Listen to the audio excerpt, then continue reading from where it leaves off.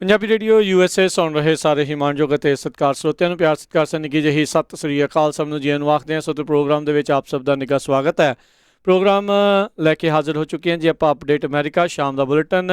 ਮੈਂ ਰਾਜਕਰਮੀਤ ਸਿੰਘ ਅੱਜ ਸੈਨ ਹੋਜ਼ੇ ਸਟੂਡੀਓਜ਼ ਤੋਂ ਤੇ ਮੇਰੇ ਨਾਲ ਜੁੜ ਚੁੱਕੇ ਨੇ ਹਰਜੋਤ ਸਿੰਘ ਖਾਲਸਾ ਜੀ। ਜੀ ਆਇਆਂ ਨੂੰ ਸਵਾਗਤ ਹੈ। ਸਤਿ ਸ੍ਰੀ ਅਕਾਲ ਜੀ। ਸਤਿ ਸ਼੍ਰੀ ਅਕਾਲ, ਧੰਨਵਾਦ ਜੀ ਆਇਆਂ ਨੂੰ। ਪੰਜਾਬੀ ਰੇਡੀਓ USA ਦੇ ਜਿੰਨੇ ਵੀ ਸਰੋਤੇ ਸਾਡੇ ਸਾਰੇ ਹੀ AM ਸਟੇਸ਼ਨ FM ਸਟੇਸ਼ਨ ਘਰਾਂ ਦੇ ਵਿੱਚ ਰੇਡੀਓ ਸੈਟਸ ਦੇ ਰਾਹੀਂ ਟੈਲੀਫੋਨ ਦੇ ਰਾਹੀਂ ਫੇਸਬੁੱਕ YouTube 'ਤੇ ਲਾਈਵ ਦੇਖ ਰਹੇ ਹੋ ਸੁਣ ਰਹੇ ਹੋ ਸਾਰਿਆਂ ਨੂੰ ਜੀ ਆਇਆਂ ਨੂੰ ਤੇ ਬਹੁਤ ਹੀ ਪਿਆਰ ਅਤੇ ਸਤਿਕਾਰ ਭਰੀ ਸਤਿ ਸ਼੍ਰੀ ਅਕਾਲ ਸਰੋਤਿਓ। ਮਾਰਚ ਦੀ 25 ਤਰੀਕ ਆ, ਦਿਨ ਵੀਰਵਾਰ ਆ, ਅਤੇ ਤੁਹਾਡੇ ਲਈ ਸ਼ਾਮ ਦਾ ਅਪਡੇਟ ਅਮਰੀਕਾ ਪ੍ਰੋਗਰਾਮ ਲੈ ਕੇ ਹਾਜ਼ਰ ਹੋਏ ਹਾਂ। ਪ੍ਰੋਗਰਾਮ ਸ਼ੁਰੂ ਕਰਨ ਤੋਂ ਪਹਿਲਾਂ ਸਾਡੇ ਅੱਜ ਦੇ ਸਪਾਂਸਰਸ ਉਹਨਾਂ ਦਾ ਧੰਨਵਾਦ। ਖਾਲਸਾ ਇੰਸ਼ੋਰੈਂਸ ਏਜੰਸੀ ਜਿਨ੍ਹਾਂ ਦੇ ਕੋਲੋਂ ਤੁਸੀਂ ਹਰ ਇੱਕ ਤਰੀਕੇ ਦੀ ਇੰਸ਼ੋਰੈਂਸ ਕਰਵਾ ਸਕਦੇ ਹੋ। ਇੰਸ਼ੋਰੈਂਸ ਬਾਰੇ ਪਤਾ ਕਰਨ ਲਈ ਕਾਲ ਕਰੋ ਨੰਬਰ 408-272-2500 4082722500। ਨਾਲ ਹੀ Amarjit Singh Fresno, Gurbachan Singh Nakra Sacramento, Rajpal Singh Kulwant Singh Lachar Bakersfield, Major Singh Sidhu Bakersfield, Amarjit Singh Jaswinder Kaur Virk Houston Texas, Sandhu ਪਰਿਵਾਰ Fremont, Pritpal Singh Atwal Elk Grove, Darshan Singh Kang Yuba City, Ranjit Singh Fresno, ਜੈਂਡਰ ਮੌਰਗੇਜ ਅਤੇ ਰੀਅਲ estate ਵਾਲੇ ਘਰ ਖਰੀਦਣ ਵੇਚਣ ਦੀਆਂ ਸੇਵਾਵਾਂ ਦੇ ਨਾਲ ਨਾਲ commercial loan, agriculture loan, home loans, refinance ਦੇ ਲਈ ਕਾਲ ਕਰੋ ਮੋਹਨ ਚੀਮਾ 5599052575 559-905-2575 ਅਤੇ ਇਮੀਗ੍ਰੇਸ਼ਨ ਦਾ ਹੋਵੇ ਕਿਸੇ ਵੀ ਤਰੀਕੇ ਦਾ ਕੰਮ ਤੇ ਇਮੀਗ੍ਰੇਸ਼ਨ ਦੇ ਭਰੋਸੇਯੋਗ ਅਟਰਨੀ ਜੇ ਟੇਰਕੀਆਣਾ ਹੋਣਾ ਦੇ ਨਾਲ ਸੰਪਰਕ ਕਰੋ 415-909-0503 415-909-0503 ਦੇ ਉੱਤੇ। ਇਹਨਾਂ ਸਾਰਿਆਂ ਦਾ ਬਹੁਤ ਬਹੁਤ ਧੰਨਵਾਦ। ਜੇਕਰ ਤੁਸੀਂ ਜਾਂ ਕੋਈ ਹੋਰ ਕਾਰੋਬਾਰ ਇਸ ਪ੍ਰੋਗਰਾਮ ਨੂੰ ਸਪਾਂਸਰ ਕਰਨਾ ਚਾਹੁੰਦੇ ਹੋ ਸੰਪਰਕ ਕਰ ਸਕਦੇ ਹੋ ਨੰਬਰ 408-722-7698 ਦੇ ਉੱਤੇ। ਜੀ ਅੱਜ ਦੀਆਂ ਖਬਰਾਂ ਵੱਲ ਚੱਲੀਏ ਤੇ ਸਭ ਤੋਂ ਪਹਿਲਾਂ ਅੱਜ ਪ੍ਰੈਜ਼ੀਡੈਂਟ ਜੋ ਬਾਈਡਨ ਹੋਣਾ ਨੇ 65 ਦਿਨਾਂ ਦੇ ਬਾਅਦ ਆਪਣੀ ਜਿਹੜੀ ਇੱਕ ਪ੍ਰੈਸ ਕਾਨਫਰੰਸ ਕੀਤੀ ਹੈਗੀ ਆ। ਉਹਦੇ ਵਿੱਚ ਕਈ ਉਹਨਾਂ ਨੇ ਕੁਐਸਚਨ ਦੇ ਆਨਸਰ ਵੀ ਦਿੱਤੇ, ਕਈ ਕੁਐਸਚਨਾਂ ਦੇ ਆਨਸਰ ਨਹੀਂ ਵੀ ਦਿੱਤੇ।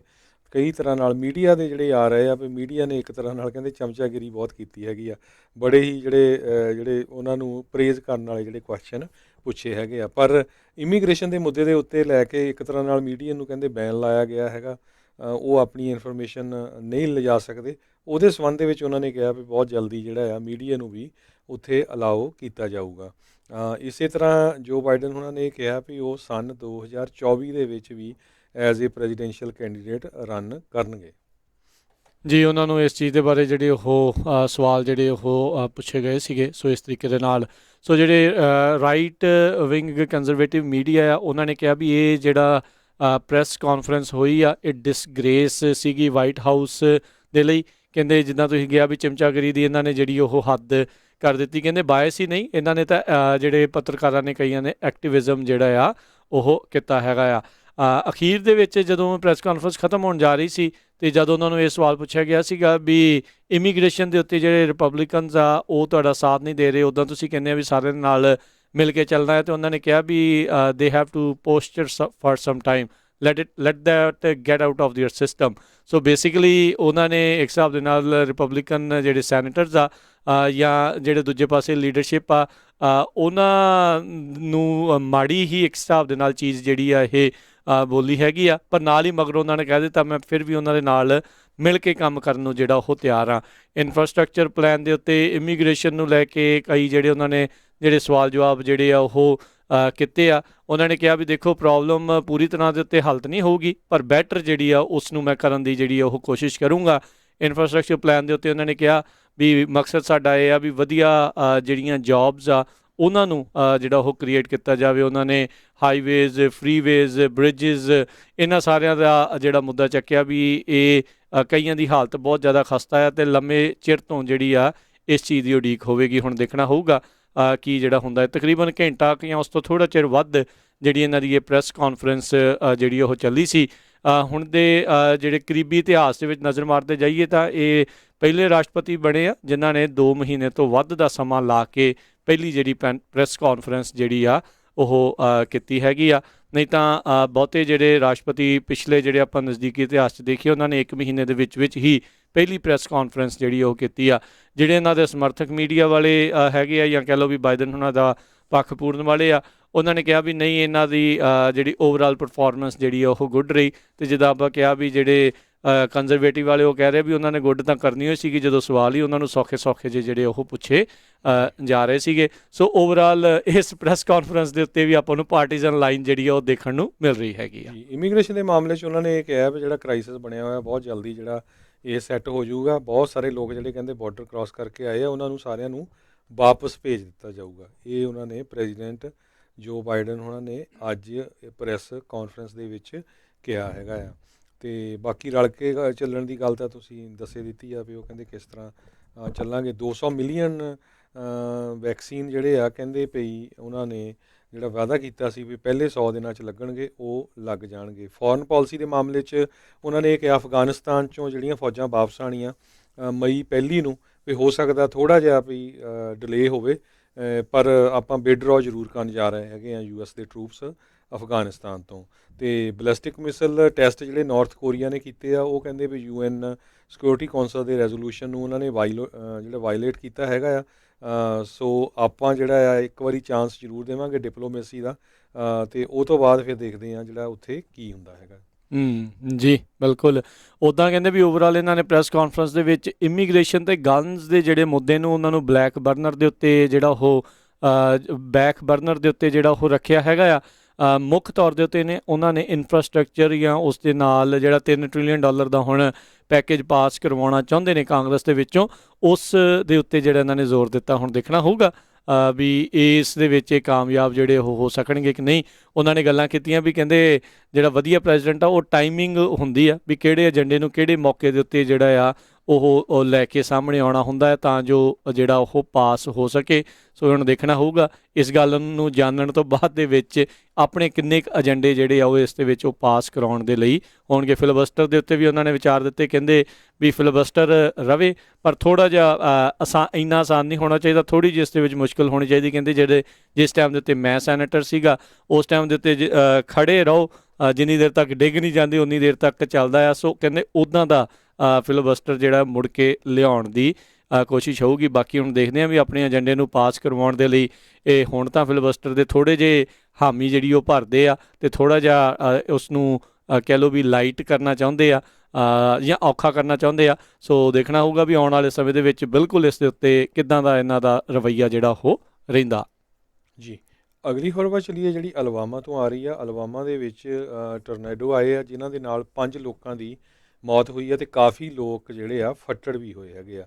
ਕਾਫੀ ਜਿਹੜਾ ਪ੍ਰੋਪਰਟੀ ਦਾ ਵੀ ਨੁਕਸਾਨ ਹੋਇਆ, ਲੋਕਾਂ ਦੇ ਘਰਾਂ ਦੀਆਂ ਜਿਹੜੀਆਂ ਰੂਫਸ ਆ ਉਹ ਉੱਡ ਗਈਆਂ ਹੈਗੀਆਂ।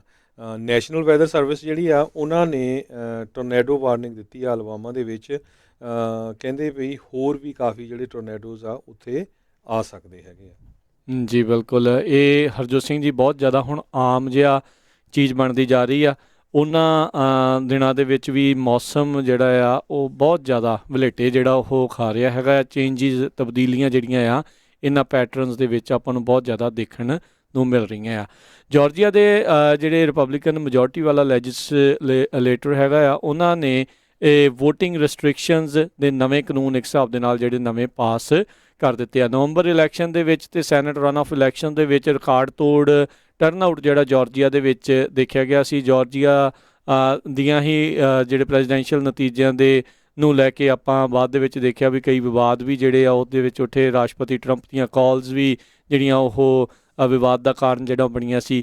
ਇਹ ਕਹਿੰਦੇ ਵੀ ਹੁਣ ਨਵਾਂ ਜਿਹੜਾ ਮੈਜਰ ਲਿਆਂਦਾ ਗਿਆ ਆ ਉਸ ਦੇ ਵਿੱਚ ਹੁਣ ਗਵਰਨਰ ਜਿਹੜੇ ਆ ਉਹਨਾਂ ਨੇ ਇਸ ਬਿੱਲ ਨੂੰ ਹੁਣ ਕਾਨੂੰਨ ਦਾ ਰੂਪ ਦੇ ਦਿੱਤਾ ਆ, ਉਸ ਦੇ ਉੱਤੇ ਹਸਤਾਖਰ ਜਿਹੜੇ ਆ ਉਹ ਕਰ ਦਿੱਤੇ ਹੈਗੇ ਆ। ਸੋ ਕਹਿੰਦੇ ਜਿਹੜੇ ਗਵਰਨਰ ਕੈਂਪ ਆ ਉਹਨਾਂ ਨੇ ਕਿਹਾ ਵੀ ਬਹੁਤ ਸਿਗਨੀਫਿਕੈਂਟ ਮਹੱਤਤਾ ਰੱਖਣ ਵਾਲੇ ਜਿਹੜੇ ਰਿਫਾਰਮਸ ਆ ਤਬਦੀਲੀਆਂ ਜਿਹੜੀਆਂ ਸਟੇਟ ਇਲੈਕਸ਼ਨਸ ਦੇ ਵਿੱਚ ਜਿਹੜੀਆਂ ਚਾਹੀਦੀਆਂ ਸੀਗੀਆਂ ਉਹ ਜਿਹੜੀਆਂ ਉਹ ਲਿਆਂਦੀਆਂ ਗਈਆਂ ਆ। ਕਹਿੰਦੇ ਵੀ ਇਸ ਦੇ ਵਿੱਚ ਕੋਈ ਸ਼ੱਕ ਵਾਲੀ ਗੱਲ ਨਹੀਂ ਆ ਵੀ ਕਈ ਜਿਹੜੇ ਕਹਿ ਲਓ ਵੀ ਲਾਲ ਚਿੰਨ੍ਹ ਵਾਲੇ ਜਿਹੜੇ ਇਸ਼ੂਜ਼ ਸੀਗੇ, ਅਲਾਰਮਿੰਗ ਇਸ਼ੂਜ਼ ਜਿਹੜੇ ਉਹ ਦੇਖਣ ਨੂੰ ਮਿਲੇ ਸੀਗੇ ਵੀ ਕਿਸ ਤਰੀਕੇ ਦੇ ਨਾਲ ਇਲੈਕਸ਼ਨਸ ਉੱਥੇ ਜਿਹੜੀਆਂ ਹੋਈਆਂ ਨੇ। ਲੋਕਾਂ ਦਾ ਕੌਨਫੀਡੈਂਸ ਵੀ ਇਲੈਕਸ਼ਨ ਕਰਵਾਉਣ ਵਾਲਿਆਂ ਦੇ ਉੱਤੇ ਅਤੇ ਹੋਰ ਸਾਰੀਆਂ ਚੀਜ਼ਾਂ ਦੇ ਉੱਤੇ ਜਿਹੜਾ ਉਹ ਘਟਿਆ ਆ। ਸੋ ਹੁਣ ਇਸ ਨਵੇਂ ਕਾਨੂੰਨ ਦੇ ਤਹਿਤ ਕਹਿੰਦੇ ਵੀ ID ਦੀ ਇਨਫੋਰਮੇਸ਼ਨ ਆ ਵੋਟਰਸ ਨੂੰ ਉਹ ਹੁਣ ਜਮ੍ਹਾਂ ਕਰਵਾਉਣੀ ਲਾਜ਼ਮੀ ਇੱਕ ਹਿਸਾਬ ਦੇ ਨਾਲ ਹੋਊਗੀ। ਕਹਿੰਦੇ ਵੀ ਐਬਸੈਂਟੀ ਬੈਲਟ ਦੇ ਲਈ ਵੀ ਅਤੇ ਬੈਲਟ ਜਿਹੜਾ ਉਹ ਲੈਣ ਦੇ ਲਈ ਉਹਦੇ ਲਈ ਵੀ। ਸੋ ਅਤੇ ਨਾਲੇ ਐਬਸੈਂਟੀ ਬੈਲਟ ਡਰੋਪ ਬਾਕਸਿਸ ਦੇ ਉੱਤੇ ਲਿਮਿਟ ਜਿਹੜੀ ਆ ਉਹ ਲਾਈ ਜਾਊਗੀ।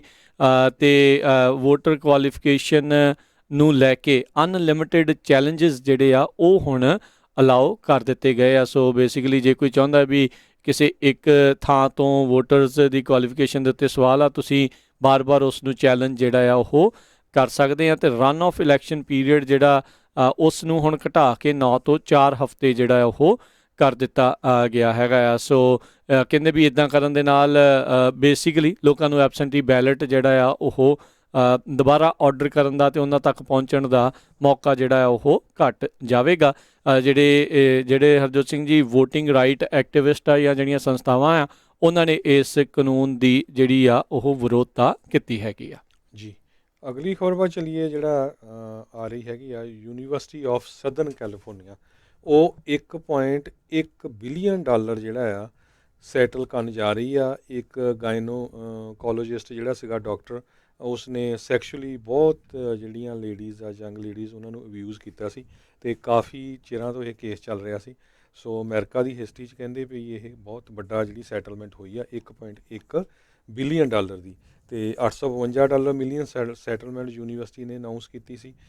ਉਹ ਤੋਂ ਪਹਿਲਾਂ ਫੈਡਰਲ ਕਲਾਸ ਐਕਸ਼ਨ ਸੈਟਲਮੈਂਟ ਜਿਹੜੀ ਆ $215 ਮਿਲੀਅਨ ਦੀ ਹੋਈ ਆ। 710 ਜਿਹੜੀਆਂ ਲੇਡੀਜ਼ ਆ ਉਹਨਾਂ ਨੇ ਜਿਹੜਾ ਇਹ ਕਲੇਮ ਫਾਈਲ ਕੀਤਾ ਸੀ ਜੀ। ਇਹ ਓਵਰਆਲ 29 ਕ੍ਰਿਮੀਨਲ ਚਾਰਜਸ ਲੱਗੇ ਸੀ, 18 ਕਾਊਂਟ ਆਫ ਸੈਕਸ਼ੂਅਲ ਅਸਾਲਟ ਅਤੇ 11 ਸੈਕਸ਼ੂਅਲ ਬੈਟਰੀ, ਅਤੇ ਡੇਟਿੰਗ ਬੈਕ 20 ਸਾਲ ਜਿਹੜਾ ਪੁਰਾਣਾ ਇਹ ਚੱਲ ਜੀ। ਰਿਹਾ। ਜਾਰਜ ਟਿੰਡਲ ਨਾਂ ਦਾ ਜਿਹੜਾ ਇਹ university of southern California the gynaecologist ਸੀਗਾ, ਜਿਸ ਨੇ ਆਪਣੇ ਪੇਸ਼ੈਂਟਸ ਦੇ ਨਾਲ ਇਹ ਦੁਰਵਿਵਹਾਰ, ਸੈਕਸ਼ੂਅਲ ਅਬਿਊਜ਼ ਅਤੇ ਹਰਾਸਮੈਂਟ ਜਿਹੜੀ ਆ ਉਹ ਕੀਤੀ ਸੀ। ਇਹ ਸਟੂਡੈਂਟ ਹੈਲਥ ਸੈਂਟਰ ਦੇ ਵਿੱਚ ਕੰਮ ਕਰਦਾ ਸੀ।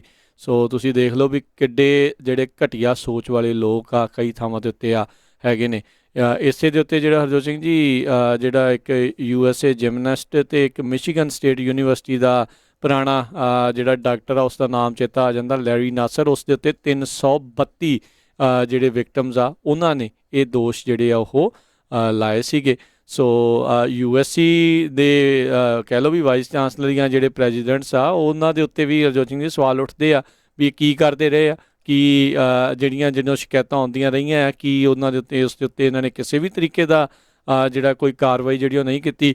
ਹੁਣ ਤਾਂ 74 ਸਾਲ ਜਿਹੜੀ ਇਸ ਦੀ ਜਿਹੜੀ ਹਰਜੋਤ ਸਿੰਘ ਜੀ ਉਮਰ ਹੈਗੀ, 2019 ਦੇ ਵਿੱਚ ਇਸ ਨੂੰ ਗ੍ਰਿਫਤਾਰ ਕੀਤਾ ਸੀ। ਜਿੱਦਾਂ ਤੁਸੀਂ ਦੱਸਿਆ ਵੀ 29 ਫੈਲਨੀ ਕਾਊਂਟਸ ਦੇ ਉੱਤੇ।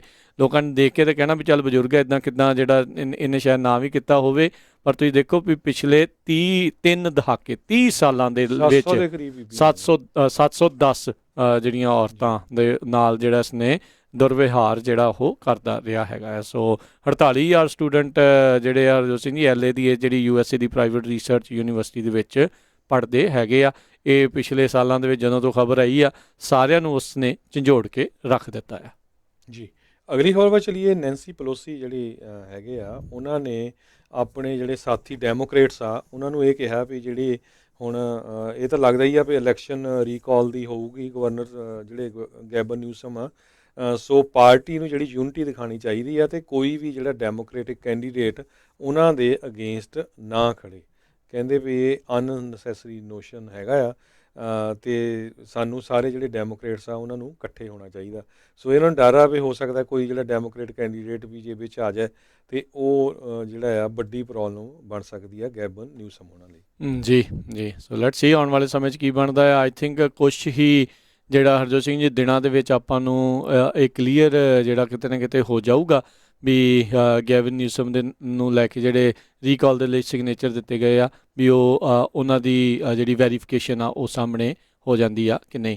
ਸੁਐਜ਼ ਕੈਨਾਲ ਦੇ ਨਾਲ ਜੁੜੀ ਹੋਈ ਜਿਹੜੀ ਖਬਰ ਇਹੀ ਆ ਹਰਜੋਤ ਸਿੰਘ ਜੀ, ਇਹੀ ਦੱਸਿਆ ਜਾ ਰਿਹਾ ਅਜੇ ਤੱਕ ਵੀ ਜਿਹੜੀ ਐਵਰ ਗਿਵਨ ਜਿਹੜੀ ਸ਼ਿਪ ਹੈਗੀ ਆ ਉਹ ਫਸੀ ਆ। ਉੱਦਾਂ ਵੈਸੇ ਹਰਜੋਤ ਸਿੰਘ ਜੀ ਜਿਹੜੀਆਂ ਤਸਵੀਰਾਂ ਆਈਆਂ ਉਹਦੇ ਉੱਤੇ ਐਵਰ ਗ੍ਰੀਨ ਲੱਗਦਾ ਆ ਨਾ, ਪਰ ਜਿੰਨੇ ਜਾਣੇ ਵੀ ਲਿਖ ਰਹੇ ਆ ਖਬਰਾਂ ਦੇ ਵਿੱਚ ਉਸਨੂੰ ਐਵਰ ਗਿਵਨ ਕਰਕੇ ਜਿਹੜਾ ਆ ਉਹ ਦੱਸਿਆ ਜਾ ਰਿਹਾ ਹੈਗਾ ਆ। ਸੋ ਜਿਹੜੇ ਕਹਿੰਦੇ ਵੀ ਇਹ ਓਨਰ ਹੈਗਾ ਆ ਉਸ ਨੇ ਮਾਫੀ ਮੰਗੀ ਆ ਵੀ ਭਾਈ ਜਿਹੜੀ ਇਹ ਸਾਡੇ ਕੋਲ ਜਿਹੜੀ ਸ਼ਿਪ ਆ ਜਿਹੜੀ 1000 ਫੁੱਟ ਆਈ ਥਿੰਕ 1300 ਕੁਛ ਫੁੱਟ ਲੰਬੀ ਜਿਹੜੀ ਹੈਗੀ ਆ ਉਹ ਚੌੜੇ ਰੋਕ ਇਸ ਟਾਈਮ ਫਸੀ ਹੋਈ ਹੈਗੀ ਆ। ਸੋ ਇਹਦੇ ਕਰਕੇ ਲੰਮਾ ਚੌੜਾ ਜਿਹੜਾ ਹਰਜੋਤ ਸਿੰਘ ਜੀ ਟਰੇਡ ਦੇ ਜਿਹੜੇ ਰੂਟ ਆ ਉਸ ਦੇ ਉੱਤੇ ਅਸਰ ਜਿਹੜਾ ਉਹ ਪਿਆ ਹੈਗਾ ਆ। ਸੋ ਹੁਣ ਦੇਖਦੇ ਹਾਂ ਆਉਣ ਵਾਲੇ ਸਮੇਂ ਦੇ ਵਿੱਚ ਇਸ ਨੂੰ ਕਿੰਨਾ ਕੁ ਸਮਾਂ ਹੋਰ ਲੱਗੇਗਾ ਜਿਹੜਾ ਇਸ ਨੂੰ ਠੀਕ ਕਰਨ ਦੇ ਲਈ। ਅਤੇ ਨਾਲ ਹੀ ਜਿਹੜੀਆਂ ਟੱਗ ਬੋਟਸ ਆ ਉਹ ਲੱਗੀਆਂ ਹੋਈਆਂ ਲਗਾਤਾਰ ਜ਼ੋਰਾਂ ਸ਼ੋਰਾਂ ਦੇ ਨਾਲ ਦਿਨ ਰਾਤ ਵੀ ਇਸ ਜਿਹੜੇ ਸਮੁੰਦਰੀ ਜਹਾਜ਼ ਆ ਉਸ ਨੂੰ ਸਿੱਧਿਆਂ ਕੀਤਾ ਜਾਵੇ ਅਤੇ ਮੁੜ ਜਿਹੜਾ ਆ ਇਹ ਜਿਹੜਾ ਕਨਾਲ ਆ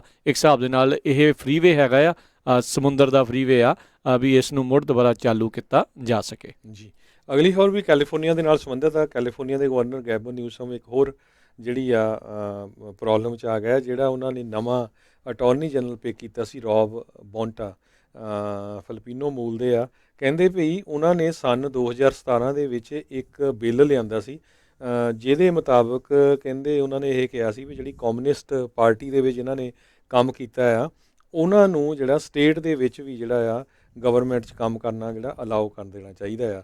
USA ਦੇ ਵਿੱਚ ਅਗਰ ਜੇ ਤੁਸੀਂ ਕਦੇ ਵੀ ਕਮਿਊਨਿਸਟ ਪਾਰਟੀ ਦੇ ਮੈਂਬਰ ਰਹੇ ਆ ਕਿਤੇ ਵੀ ਵਰਲਡ ਦੇ ਵਿੱਚ ਅਤੇ ਤੁਸੀਂ US ਦੇ ਸਿਟੀਜ਼ਨ ਨਹੀਂ ਬਣ ਸਕਦੇ। ਬਹੁਤ ਸਾਰੇ ਲੋਕ ਜਿਹੜੇ ਝੂਠ ਬੋਲ ਕੇ ਬਣ ਜਾਂਦੇ ਹੈਗੇ ਆ। ਸੋ ਜਿਹੜੇ ਇਹ ਬੰਟਾ ਆ ਇਹ ਹੁਣ ਇਹਨਾਂ ਦੇ ਉੱਤੇ ਜਿਹੜੇ ਰਿਪਬਲਿਕਨਸ ਆ ਉਹ ਕਾਫੀ ਜਿਹੜਾ ਸਕੰਜਾ ਕੱਸ ਰਹੇ ਆ। ਕਹਿੰਦੇ ਪਈ 2017 ਦੇ ਵਿੱਚ ਜਿਹੜਾ ਇਹ ਬਿੱਲ ਲਿਆਂਦਾ ਸੀ ਉਹ ਪਾਸ ਵੀ ਕਹਿੰਦੇ ਹੋ ਗਿਆ ਸੀ ਸਟੇਟ ਹਾਊਸ ਦੇ ਵਿੱਚ। ਸੋ ਇਹ ਇੱਕ ਉਹਨਾਂ ਨੂੰ ਜਿਹੜਾ ਇਸ਼ੂ ਆ ਜ਼ਰੂਰ ਮਿਲ ਗਿਆ ਹੈਗਾ। ਜੀ ਜੀ, EDD ਜਿਹੜੀ ਹੈਗੀ ਆ ਕੈਲੀਫੋਰਨੀਆ ਦੀ, ਉਹਨਾਂ ਨੇ ਨਵੀਆਂ ਗਾਈਡੈਂਸ ਜਿਹੜੀਆਂ ਉਹ ਚਾਲੂ ਕਰ ਦਿੱਤੀਆਂ। ਜਿਹੜੇ ਹੁਣ $1.9 ਟ੍ਰਿਲੀਅਨ ਦਾ ਨਵਾਂ ਪੈਕੇਜ ਜਿਹੜਾ ਉਹ ਪਾਸ ਹੋਇਆ ਹੈ ਉਸ ਦੇ ਤਹਿਤ $300 ਦੀ ਜਿਹੜੀ ਅਨਇੰਪਲੋਇਮੈਂਟ ਬੈਨੀਫਿਟਸ ਫੈਡਰਲ ਲੈਵਲ ਦੇ ਉੱਤੇ ਉਹ ਐਕਸਟਰਾ ਮਿਲਣਗੇ। ਪੈਨੇਡੈਮਿਕ ਅਨਇੰਪਲੋਇਮੈਂਟ ਅਸਿਸਟੈਂਸ ਦੇ ਤਹਿਤ ਕਹਿੰਦੇ ਤਕਰੀਬਨ 95% ਜਿਹੜੇ ਲੋਕ ਇਸ ਦੇ ਅਧੀਨ ਆਉਂਦੇ ਆ ਉਹ ਸਰਟੀਫਾਈ ਅਤੇ ਪੇਮੈਂਟਸ ਉਹ ਰਿਸੀਵ ਕਰਨ ਦੇ ਵਿੱਚ ਜਲਦੀ ਹੀ ਕਾਮਯਾਬ ਜਿਹੜੇ ਉਹ ਹੋ ਸਕਣਗੇ। ਬਾਕੀ ਕਹਿੰਦੇ ਵੀ ਇਹ ਜਿਹੜੇ ਗਰੁੱਪ ਦੇ ਵਿੱਚ ਆਉਂਦੇ ਨੇ ਲੋਕ ਉਹਨਾਂ ਦਾ ਜਿਹੜਾ ਬੈਲੈਂਸ ਬਚਿਆ ਹੋਇਆ ਕਲੇਮ ਦਾ ਉਹ ਉਹਨਾਂ ਨੂੰ ਜਲਦ ਹੀ ਮਿਲੂਗਾ। ਅਤੇ ਬਾਕੀ ਨਵੇਂ ਜਿਹੜੇ ਪੈਨੇਡੈਮਿਕ ਅਨਇੰਪਲੋਇਮੈਂਟ ਅਸਿਸਟੈਂਸ ਦੇ ਜਿਹੜੇ ਕਲੇਮਸ ਆ ਉਹ 10 ਅਪ੍ਰੈਲ ਤੱਕ ਜਿਹੜੇ ਉਹ ਕਹਿੰਦੇ ਵੀ ਉਹ ਫਿਲ ਕੀਤੇ ਜਾ ਸਕਣਗੇ, ਜਿਸ ਦੇ ਵਿੱਚ ਮਿਨੀਮਮ ਲੈਵਲ $167 ਪ੍ਰਤੀ ਹਫ਼ਤਾ ਦੇ ਨਾਲ $300 ਫੈਡਰਲ ਜਿਹੜੇ ਲੈਵਲ ਦੇ ਉੱਤੇ ਪ੍ਰਤੀ ਹਫ਼ਤਾ ਜਿਹੜਾ ਆ ਉਹ ਉਹਨਾਂ ਨੂੰ ਮਿਲੇਗਾ। ਸੋ 10 ਅਪ੍ਰੈਲ ਤੋਂ ਬਾਅਦ ਦੇ ਵਿੱਚ ਜਿਹੜੇ ਐਪਲੀਕੈਂਟਸ ਆ ਜਿਹੜੇ ਕਲੇਮ ਕਰਨ ਵਾਲੇ ਹੋਣਗੇ ਉਹਨਾਂ ਨੂੰ ਹਾਇਰ ਵੀਕਲੀ ਬੈਨੀਫਿਟ ਉਹਨਾਂ ਦੀ ਇਨਕਮ ਦੇ ਹਿਸਾਬ ਦੇ ਨਾਲ ਜਿਹੜਾ ਆ ਉਹ ਮਿਲੇਗਾ। ਅਤੇ ਕਹਿੰਦੇ ਜਿਹੜਾ ਵੀ ਡਿਫਰੈਂਸ ਹੋਵੇਗਾ ਉਹਨਾਂ ਨੂੰ ਰੈਟਰੋਐਕਟਿਵਲੀ ਉਸ ਦੇ ਉੱਤੇ ਅਪਲਾਈ ਕੀਤਾ ਜਾਵੇਗਾ। ਉੱਧਰ ਪੈਨੇਡੈਮਿਕ ਐਮਰਜੈਂਸੀ ਅਨਇੰਪਲੋਇਮੈਂਟ ਕੰਪਨਸੇਸ਼ਨ PEUC ਉਸ ਦੇ ਵਿੱਚ ਵੀ ਕਹਿੰਦੇ ਪੇਮੈਂਟਸ ਦੇ ਵਿੱਚ ਗੈਪ ਜਿਹੜੇ ਆ ਉਹ ਹੋਣਗੇ। ਕਹਿੰਦੇ ਮੈਜੋਰਟੀ ਜਿਨ੍ਹਾਂ ਨੂੰ ਇਹ ਮਿਲਿਆ ਆ ਉਹਦੇ ਵਿੱਚੋਂ 47% ਜਿਹੜੇ PEUC ਵਾਲੇ ਆ ਉਹਨਾਂ ਨੂੰ ਕੰਟੀਨਿਊਸਲੀ ਇਹ ਬੈਨੀਫਿਟਸ ਜਿਹੜੇ ਉਹ ਮਿਲਦੇ ਰਹਿਣਗੇ, ਜਿਹਦੇ ਵਿੱਚ ਐਕਸਟਰਾ $300 ਜਿਹੜੇ ਆ ਉਹ ਹੈਗੇ ਆ ਵਿਦਆਊਟ ਡਿਲੇ ਦੇ ਉੱਤੇ। ਅਤੇ ਬਾਕੀ ਜਿਹੜੇ 53% ਲੋਕ ਆ ਜਿਨ੍ਹਾਂ ਦੀ PEUC already extension benefits exhaust ਹੋ ਚੁੱਕੇ ਆ ਉਹ ਕਹਿੰਦੇ ਵੀ ਉਹ 10 ਅਪ੍ਰੈਲ ਤੋਂ ਲੈ ਕੇ 30 ਅਪ੍ਰੈਲ ਦੇ ਦਰਮਿਆਨ ਉਹਨਾਂ ਨੂੰ ਜਿਹੜਾ ਉਹ ਵੰਡਣ ਦੀ ਕੋਸ਼ਿਸ਼ ਕਰਨਗੇ। 1.4 ਮਿਲੀਅਨ ਲੋਕ ਕੈਲੀਫੋਰਨੀਆ ਦੇ ਵਿੱਚ ਇਸ ਟਾਈਮ PEUC ਦੇ ਬੈਨੀਫਿਟਸ ਜਿਹੜੇ ਆ ਉਹਨਾਂ ਨੂੰ ਫਾਇਦੇ ਜਿਹੜੇ ਇਸ ਦੇ ਵਿੱਚ ਮਿਲ ਰਹੇ ਹੈਗੇ ਆ। ਅਤੇ EDD ਦੇ ਆંકੜਿਆਂ ਦੇ ਮੁਤਾਬਕ 7,42,000 ਜਿਹੜੇ ਲੋਕ ਆ ਉਹਨਾਂ ਨੂੰ ਆਪਣੀਆਂ ਪੇਮੈਂਟਸ ਦੇ ਵਿੱਚ ਗੈਪ ਜਿਹੜਾ ਕੁਛ ਚਿਰ ਦੇ ਲਈ ਸ਼ਾਇਦ ਪੇਮੈਂਟਸ ਜਿਹੜੀਆਂ ਆ ਉਹ ਨਹੀਂ ਮਿਲਣਗੀਆਂ। ਪਰ ਕਹਿੰਦੇ ਵੀ ਜਦੋਂ ਇੱਕ ਵਾਰੀ ਸਰਟੀਫਾਈ ਕਰਨਗੇ ਅਤੇ ਫਿਰ ਉਹਨਾਂ ਨੂੰ ਜਿਹੜੇ ਮਿਸਡ ਵੀਕਸ ਆ ਉਹਨਾਂ ਦੀਆਂ ਪੇਮੈਂਟਸ ਵੀ ਬਾਅਦ ਦੇ ਵਿੱਚ ਮਿਲ ਜਾਣਗੀਆਂ। ਬਾਕੀ ਜਿਹੜੇ ਰੈਗੂਲਰ ਅਨਇੰਪਲੋਇਮੈਂਟ ਜਿਹੜੀ ਇੰਸ਼ੋਰੈਂਸ ਹੁੰਦੀ ਆ ਅਤੇ ED ਆ ਫੈਡਰਲ ਸਟੇਟ ਐਕਸਟੈਂਡਡ ਡਿਊਰੇਸ਼ਨ ਵਾਲੀ ਉਹਨਾਂ ਦੇ ਵਿੱਚ ਕਿਸੇ ਤਰੀਕੇ ਦੀ ਕੋਈ ਚੇਂਜਸ ਨਹੀਂ ਆ। ਉਸ ਦੇ ਤਹਿਤ ਉਹਨਾਂ ਨੂੰ ਐਕਸਟਰਾ ਜਿਹੜਾ $300 ਫੈਡਰਲ ਲੈਵਲ ਦੇ ਉੱਤੇ ਅਨਇੰਟਰਪਟਡ ਜਿਹੜਾ ਆ ਉਹ ਮਿਲਦਾ ਰਹੇਗਾ। ਜੀ, ਅਗਲੀ ਖਬਰ ਵੱਲ ਚੱਲੀਏ ਜਿਹੜੀ ਯੂਬਾ ਸਿਟੀ ਤੋਂ ਆ। ਯੂਬਾ ਸਿਟੀ ਦੇ ਜਿਹੜੇ ਪੁਲਿਸ ਚੀਫ ਆ ਰੋਬਰਟ ਲੰਡਨ ਉਹ ਲਗਭਗ 30 ਸਾਲ ਜਿਹੜਾ ਉਹਨਾਂ ਨੇ ਸੇਵਾ ਕੀਤੀ ਆਪਣੇ ਜੌਬ ਦੇ ਦੌਰਾਨ। ਹੁਣ ਉਹ ਰਿਟਾਇਰ ਹੋਣ ਜਾ ਰਹੇ। ਪਹਿਲਾਂ ਨੇਵੀ ਵੈਟਰਨ ਸੀਗੇ, ਉਹ ਤੋਂ ਬਾਅਦ 1994 'ਚ ਉਹਨਾਂ ਨੇ ਯੂਬਾ ਸਿਟੀ ਦੀ ਪੁਲਿਸ ਡਿਪਾਰਟਮੈਂਟ ਨੂੰ ਜੁਆਇਨ ਕੀਤਾ ਸੀ। ਉਹ ਵੱਖ-ਵੱਖ ਸਮੇਂ 'ਤੇ petrol officer, detective, sergeant, captain ਇੱਦਾਂ ਰਹੇ ਅਤੇ 13ਵੇਂ ਚੀਫ ਸੀ ਉਹ ਹੁਣ ਰਿਟਾਇਰ ਹੋਣ ਜਾ ਰਹੇ ਆ ਸਤੰਬਰ ਮਹੀਨੇ ਤੋਂ। ਅਤੇ ਮੁੜ ਕੇ ਜਿਹੜੀ ਆ ਯੂਬਾ ਸਿਟੀ ਦੀ ਜਿਹੜੀ ਉੱਥੇ ਦੀ ਕੌਂਸਲ ਹੈਗੀ ਆ ਉਹ ਹੁਣ ਨਵੇਂ ਪੁਲਿਸ ਚੀਫ ਦੀ ਭਾਲ ਦੇ ਵਿੱਚ ਹੈਗੀ ਆ। ਜੀ ਹਰਜੋਤ ਸਿੰਘ ਜੀ, ਫਰੈਜ਼ਨੋ ਦੇ ਵਿੱਚ ਕੁਛ ਦਿਨ ਪਹਿਲਾਂ ਇੱਕ ਸਟਰੀਟ ਵੈਂਡਰ ਨੂੰ ਜਿਹੜੀ ਉਸ ਦੀ ਹੱਤਿਆ ਜਿਹੜੀ ਉਹ ਕਰ ਦਿੱਤੀ ਸੀ। ਉਸ ਮਾਮਲੇ ਦੇ ਵਿੱਚ ਹੁਣ ਇੱਕ 18 ਸਾਲਾਂ ਦਾ ਡਮਾਰਕਸ ਵੇਗਾ ਜਿਹੜਾ ਕਿ ਕਾਲੇ ਮੂਲ ਦਾ ਆ, ਉਸ ਨੂੰ ਗ੍ਰਿਫਤਾਰ ਕੀਤਾ ਗਿਆ। ਲੋਰੈਂਜ਼ੋ ਪੈਰਜ਼ ਨਾਂ ਦਾ ਇਹ ਫੂਡ ਵੈਂਡਰ ਸੀ, ਜਿਸ ਦੀ ਹੱਤਿਆ ਜਿਹੜੀ ਆ ਉਹ ਹੋਈ ਸੀ। ਉਸ ਨੂੰ ਦਿਨ ਦਿਹਾੜੇ ਹੀ ਗੋਲੀਆਂ ਦੇ ਨਾਲ ਬੀਤੇ ਜਿਹੜਾ ਆ ਉਹ ਐਤਵਾਰ ਨੂੰ ਜਿਹੜਾ ਆ ਉਹ ਮਾਰ ਦਿੱਤਾ ਗਿਆ ਸੀਗਾ। ਪੁਲਿਸ ਜਿਹੜੀ ਉਹ ਕਹਿ ਰਹੀ ਆ ਮੁੱਢਲੀ ਜਾਂਚ ਦੇ ਵਿੱਚ ਵੀ ਇਹ ਬੰਦਾ ਜਿਹੜਾ ਉੱਥੇ ਐਜ਼ ਏ ਕਸਟਮਰ ਬਣ ਕੇ ਆਇਆ ਅਤੇ ਉੱਥੇ ਜਿਹੜੀਆਂ ਉਸਨੇ ਗੋਲੀਆਂ ਉਸ ਦੇ ਉੱਤੇ ਜਿਹੜੀਆਂ ਉਹ ਚਲਾ ਦਿੱਤੀਆਂ ਸੀਗਾ। ਪੁਲਿਸ ਦੇ ਕਹਿਣ ਦੇ ਮੁਤਾਬਕ ਅਜੇ ਇਹ ਨਹੀਂ ਪਤਾ ਵੀ ਉਸ ਦੇ ਉੱਤੇ ਇਹ ਗੋਲੀ ਜਿਹੜੀ ਉਹ ਕਿਉਂ ਚਲਾਈ ਗਈ ਆ। ਪਰ ਜਿਹੜੇ ਪੁਲਿਸ ਜਿਹੜੇ ਚੀਫ ਹੈਗੇ ਆ ਬਾਲਡੋਰਾਮਾ, ਉਹਨਾਂ ਨੇ ਕਿਹਾ ਵੀ ਇਸ ਨੂੰ ਗ੍ਰਿਫਤਾਰ ਕਰਕੇ ਅਸੀਂ ਜਿੰਨੇ ਵੀ ਹੋਰ ਉੱਥੇ ਅਪਰਾਧੀ ਆ ਉਹਨਾਂ ਨੂੰ ਇਹ ਸਾਫ਼ ਕਲੀਅਰ ਮੈਸੇਜ ਦੇਣਾ ਚਾਹੁੰਦੇ ਆ ਵੀ ਇਸ ਤਰੀਕੇ ਦੇ ਨਾਲ ਤੁਸੀਂ ਧੱਕਾ ਜਿਹੜਾ ਆ ਆਮ ਲੋਕਾਂ ਦੇ ਉੱਤੇ ਨਹੀਂ ਕਰੋਗੇ, ਅਤੇ ਜਿਹੜਾ ਵੀ ਕੋਈ ਇੱਦਾਂ ਕਰੂਗਾ ਉਸ ਨੂੰ ਬਣਦੀ ਜਿਹੜੀ ਫਿਰ ਉਸ ਦੀ ਸਜ਼ਾ ਆ ਉਹ ਦਵਾਈ ਜਾਵੇਗੀ।